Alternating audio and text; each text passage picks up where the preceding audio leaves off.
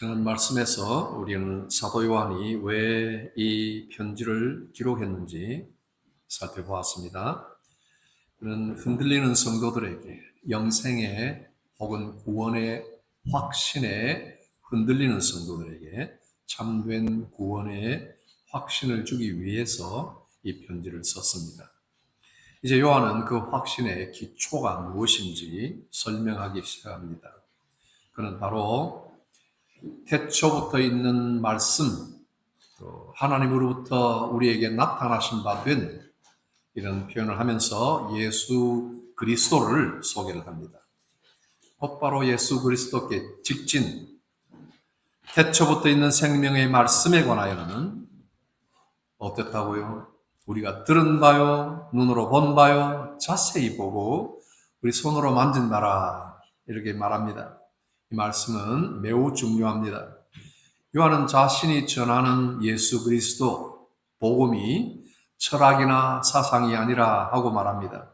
그는 실제 역사 속에서 친히 만난 예수님, 친히 들을 뿐만 아니라 만지고 함께 생활했던 사건, 이것을 이야기합니다. 그는 예수님을 직접 보았어요. 예수님의 음성을 들었어요.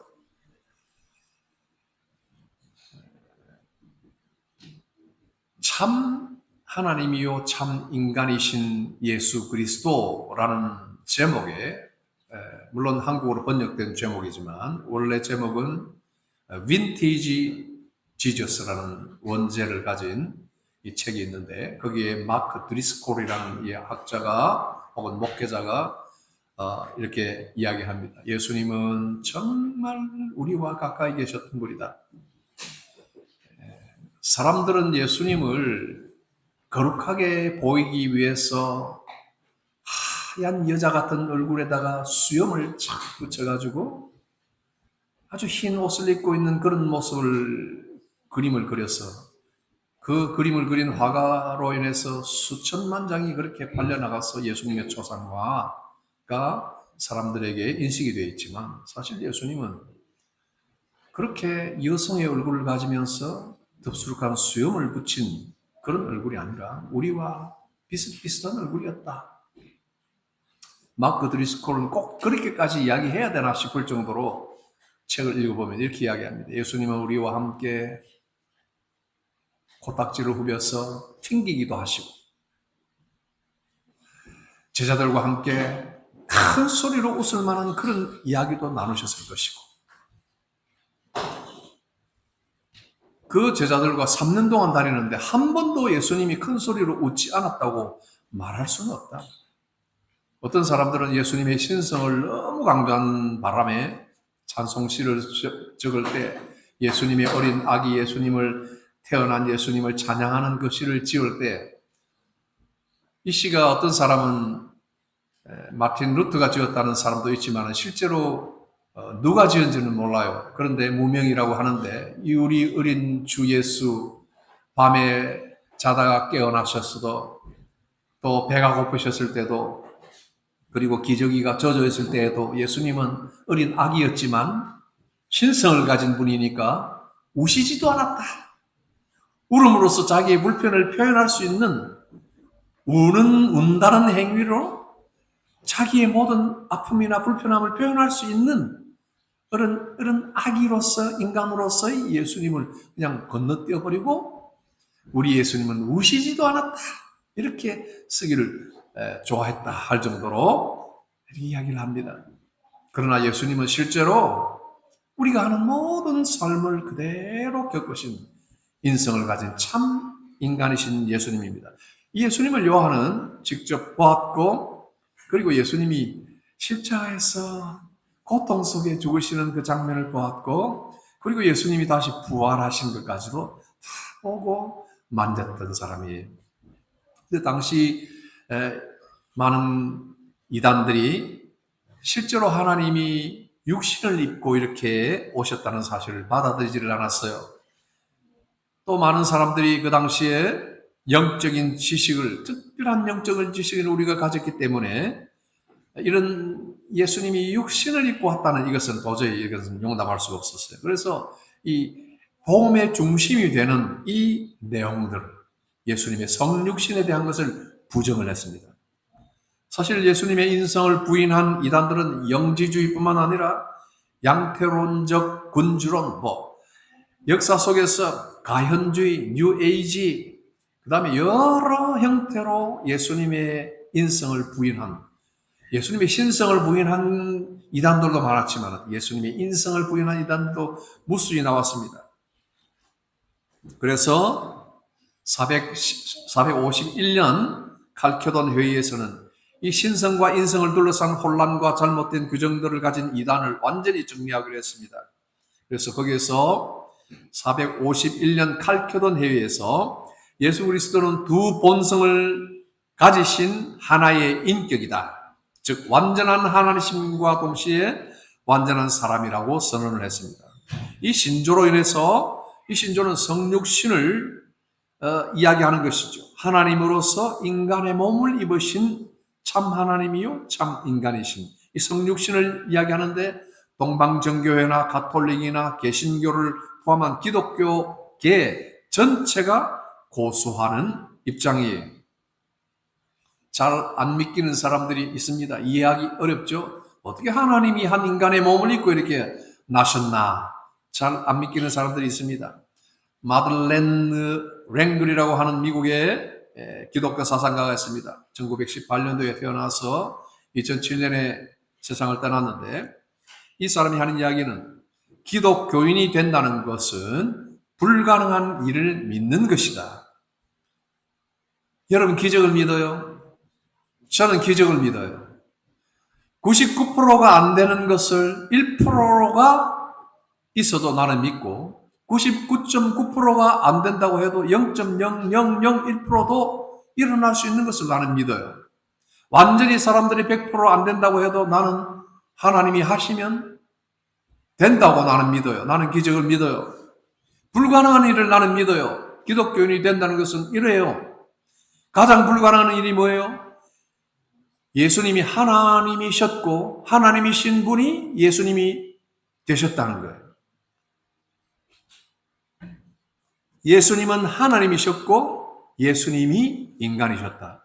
이 불가능한 일을 믿는 것이 기독교인이죠.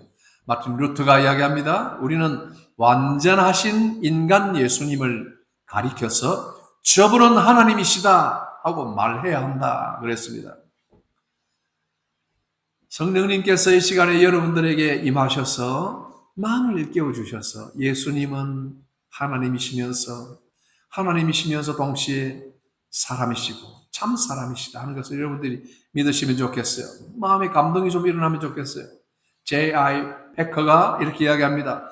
정말로 우리 기독교의 경이로운 사실, 아주 판타스틱한 주장이 뭐냐 하면은 나사렛 예수가 인간이 되신 하나님이시라는 사실이다. 그 사실을 생각하면 할수록 더욱 경이롭다. 그리고 알렉산드리아의 아타나시우스는 예수님은 우리를 예수님처럼 되게 하기 위해서 우리처럼 되셨다. 아주 쑥 지나갑니다. 그죠? 예수님은 우리를 예수님처럼 되게 하기 위해서 우리처럼 되셨다. 이 찬양을 오늘 우리가 임내 찬송을 부르는데 그 가사를 여러분이 다 지나쳤기 때문에 잊으실지 모르겠지만 저도 다 잊어버렸어요. 그러나 그 가사 내용 중에 이런 내용들이 나옵니다. 우리가 밀알처럼 썩어서 예수님처럼 남기를 원하고 예수님처럼 되게 한다. 그런 내용들이 나왔어요. 우리가 부르는 찬송이에요. 신자 되기 원합니다. Lord, I want to be like Jesus. 예수처럼 되기 원합니다. 어떻게 해요? 진심으로. 예수님은 우리를 예수님처럼 되게 하기 위해서 우리처럼 되신 거예요. 이렇게 요한은 복음을 설명을 합니다. 우리가 보고 들은 바를 너희에게도 전함은 너희로 우리와 사귐이 있게 함이니. 요한은 여기서 넘어가는데 복음을 이렇게 가지고 있는 사람들이 단순히 죄 사함을 받고 그냥 하나님과의 관계 회복만을 말하지 않습니다. 사귐이라는 단어를 이렇게 쓰는데 죄로 인해서 끊어졌던 그 관계가 회복되는 것을 이야기합니다. 사귐, 코이노니아 많이 들어보셨죠? 코이노니아, 죄로 인해서 끊어졌던, 단절됐던, 여러분 유리컵이나 이 도자기로 된 밥그릇 이런 것을 어쩌다가 툭 떨어뜨리면 깨지잖아요, 그죠? 이걸 어떻게 본드로 붙여보려고 해도 참 힘들잖아요. 이 깨진 그릇처럼 하나님과 인간과의 관계가 완전히 사단이 난 거예요. 깨서 박살이 난 거예요. 그 끊어졌던 관계가 회복이 된다. 이게 사귐이에요. 사귄다. 그냥 어떤 친구와 잘 지낸다. 그럼 잘 사귄다. 너 나하고 한번 사귀어 볼래? 이 정도의 미닝이 아니에요. 완전히 파탄이 난 관계가 회복된다는 거예요. 그래서 하나님과 원수가 되었던 사람이 하나님을 보고 아버지 하고 살아요.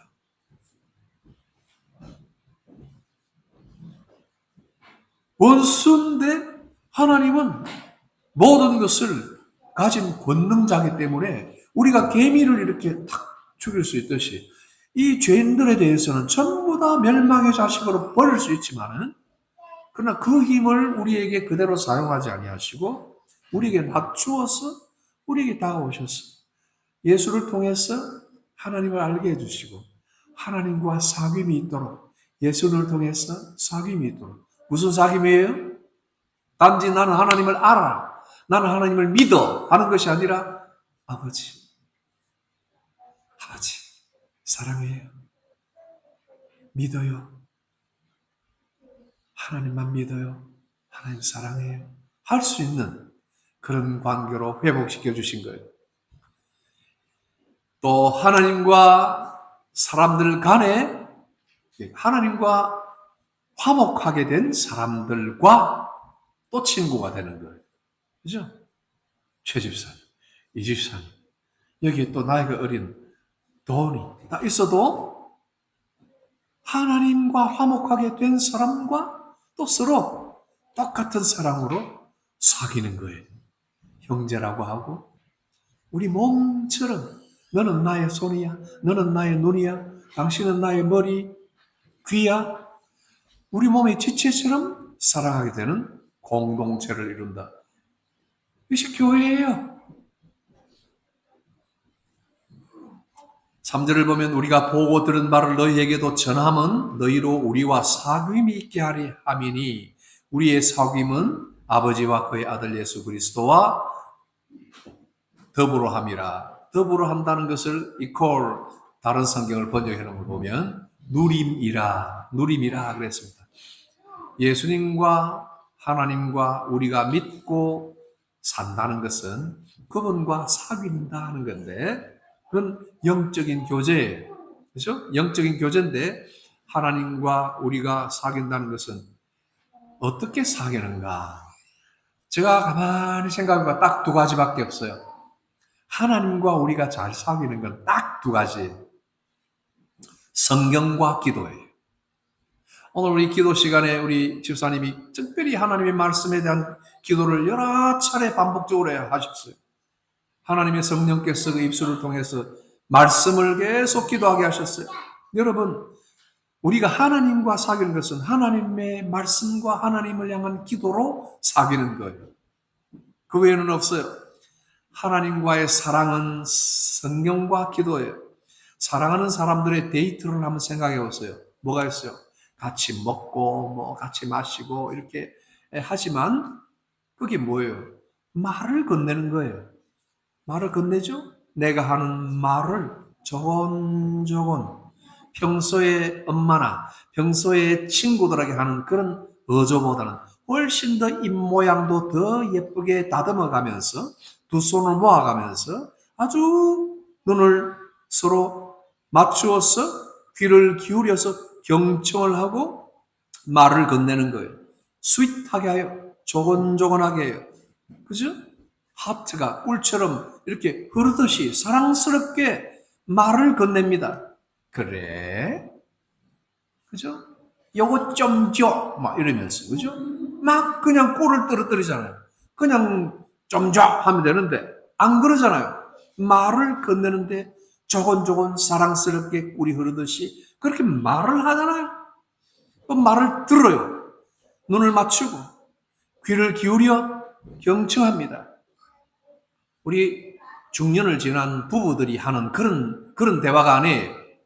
그냥 옆에서 무슨 말을 해도 자기 할 일 다 하고 이러면서 그래? 뭐라 그랬지? 이런 게 아니에요.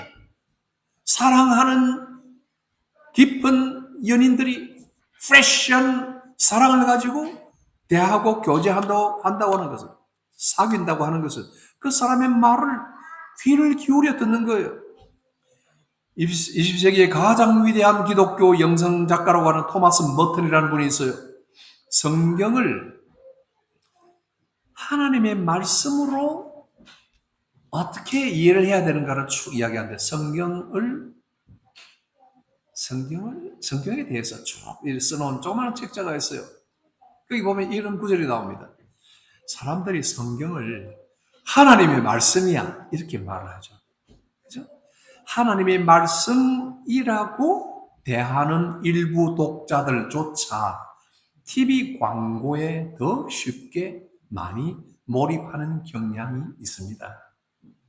아니, 하나님의 말씀이라고 생각하고 하나님을 사랑하는, 하나님과 교제하는 사귐이 성경을 통해서 있는데, 하나님 말씀이야 하고, 옛날에 우리 어른들처럼 이거는 책이야 하지 않고, 이거는 함부로 다루지도 않고 성경인데 그냥 책일 뿐인데 이걸 그냥 벽에 자지도 않고 이걸 아주 소중하게 여기고 이 책 자체를 마치 보물처럼 여기든 그렇게까지는 안 하더라도 하나님의 말씀으로 생각하면서 진짜 그 말씀을 듣는가? 아니면 TV 광고에 몰입하는 것보다 훨씬 덜하다. 그런 경향이 있다. 이야기합니다.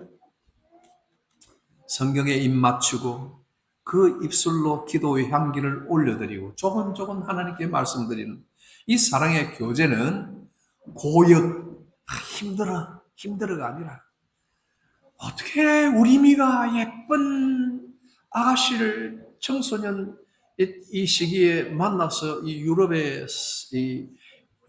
유럽 전체가 모이는 이 청소년 청년 대학부 이렇게 청소년 수련회를 가서 정말 마음에 들고 정말 신앙의 호흡이 맞고 이런 사람을 만나서 이제 앞으로 우리 결혼해 하고 한 사람을 놓고 어떻게 그 사람의 말을 귀담아 듣지 않고 그 사람이 보내는 문자를 잘 읽지 않고 그 사람에게 드리는 응답을 아무렇게나 쓰겠어요. 이러한 것보다 하나님에 대하여 훨씬 덜 하는 경향이 우리 기독교인들에게 있다 하는 겁니다. 이건 고역이 아니라 말이에요. 억지로 땡땡 문자가 오면은 까톡 오면은 제일 먼저 그 사람이 보냈는가를 생각하고 열어볼 거 아니에요. 보고 친구가 보내면 친구 보냈네 이러지 않겠어요? 고역도 아니고 억지로 하는 의무도 아니고 이것은 누림이라. 이미 하나님께서 우리에게 예수님을 통해서 판을 다 깔아주신 거예요. 다 우리에게 주신 거예요. 그것을 기쁨의 원천으로 우리에게 주셨다는 거예요. 그것을 취하라. 요한이 거예요. 너에게 있음을 알게 하려 함이라. 이것을 너희가 누리게 하려 함이라. 못 누리고 있는 거예요. 못 누리고 있고 그냥 늘 앉아서 목사님 만나면 하나님 말씀으로 기도 좀 해주세요 하지만 하나님이 여러분들에게 예수님을 통해서 열어놓으신 이 사랑의 사귐의 기회들, 찬스들, 모든 기회들을 다 말씀과 기도를 통해서 할 수 있도록 열어놓으시고 언제든지 아버지 하고 부르면 내가 여기 있다 하고 나타나 주시는 이 하나님에 대하여 우리는 채널을 다 끄고 모든 시선을 다른 곳에 다 분산을 시키는 경우가 있는 거예요. 이거는 고역이 아니라 누려라. 우리에게 누림이 있다 하는 것을 말합니다. 그리고 4절을 보면 우리가 이것을 쓰는 것은 우리의 기쁨을 충만하게 하려 함이라. 결국은 기쁨을 충만하게 한다. 그래서 요한 1서 전체에서 흘러가는 이 사랑이라는 주제는 강물처럼 사랑이 넘쳐 흐릅니다. 하나님께서 우리에게 주신 예수 그리스도를 통한 사랑이 넘쳐서 한 사람에게서 예수님에 대한 사랑이 넘쳐서 옆으로 튀어나오고 이쪽에서 저쪽으로 저쪽에서 이쪽으로 이 사랑이 넘쳐나는 것을 요한일서에서 계속 그리고 있습니다. 하나님 사랑이 형제 사랑이고 하나님을 사랑한다고 하면서 형제를 미워할 수는 없습니다. 하나님과의 수직적인 이 관계는 형제와의 수평적인 관계 속에서 드러나게 됩니다.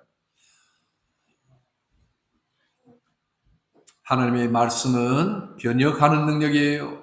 성경은 분열과 증오가 난무하는 인간 세계 그 혼란으로 들어와 이를 변혁하는 능력이 도래했다고 선포합니다.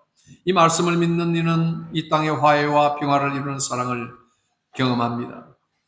이 말씀은 편견이나 갈등이나 증오와 탐욕이 있던 자리를 사랑과 연합과 평화의 이해로 채워갑니다.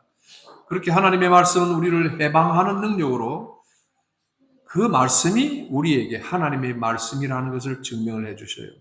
이 능력과 효력이 온전히 우리에게서 발휘되지 못하는 것처럼 보인다면 그것은 신자들이 성경을 저버린 탓이지 성경의 신자를 변화시키는 능력이 부족하기 때문이 아니다 하는 겁니다. 이런 흐름 속에서 요한은 오늘 본문의 마지막 부분 가장 중요한 선언을 하고 있습니다. 하나님은 빛이시라 그에게는 어두움이 조금도 없으시다. 이 말씀은 요한 1서 전체를 이해하는 열쇠예요. 성경에서 빛은 하나님의 거룩함과 진리와 의를 의미합니다. 반대로 어두움은 죄와 거짓과 악을 상징합니다. 하나님은 완전한 빛이에요. 어둠이 조금도 없으십니다. 그러므로 하나님과 교제한다, 하나님의 빛을 받았다 하는 사람들은 반드시 그 빛 가운데 행해야 합니다. 복음은 단지 우리 개인의 죄 사함을 선언하는 데서 끝나는 것이 아니라 복음은 변화시킵니다.